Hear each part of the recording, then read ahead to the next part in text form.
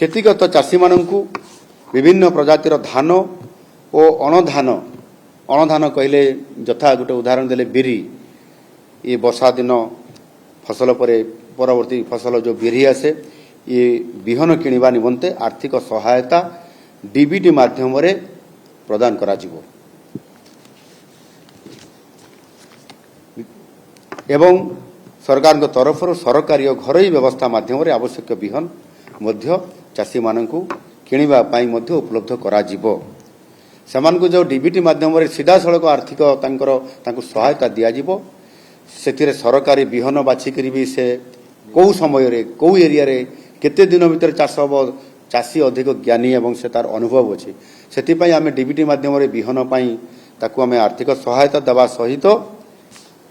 आमे मध्य सरकार के तरफ जो बिहन मान आम रखीछु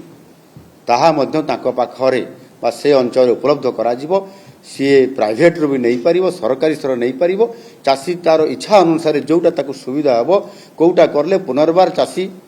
तार जेतिकी आशा रखिथिबो ए वर्षर क्षति न होइकरी मु सेतिकी भरणा करि परिबि चाषरे तार सेही आधार रे मध्ये से करि परिबो ये कथा को सरकार निष्पत्ति करैकरी चाषींकर सुविधा पाई ताकू पर्याप्त प्रकार सहयोग देवा पाई मनस्थ करिसंती।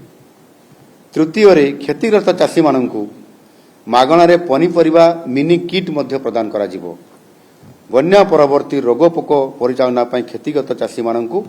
एथिरे 75% पर्यंत सब्सिडी प्रदान करा जिवो। चतुर्थ रे क्षतिग्रस्त उठा जलसेचन पॉइंट गुडी को युद्धकालीन भित्तिरे मरामती करा जिबा पाई आर्थिक सहायता एथिरे प्रदान करा जिवो ता सहित मध्य कोठी जदि बड़ नदीबंध द्वारा संलग्न होइतिबा कौनसी केनाल रे जदि घाई सृष्टि होइतिबो एवं जहाँ भी जलसेचन पाई जो परिस्थिति तैयारी होइतिबो जोठी अभाव परिलक्षित हबो ताकू ये रिलीफ भितर अंतर्भुक्त करा जाय तुरंत युद्धकालीन भितर ताहार मरामती करी ताकू सचलक्षम करिया पाई मध्य संपूर्ण भाव में चेष्टा करा जिवो। पंचम रे प्राणी संपद क्षतिर भरणा पाई आर्थिक सहायता प्रदान करा जिवो यह व्यतीत नष्ट हो जाइथिबा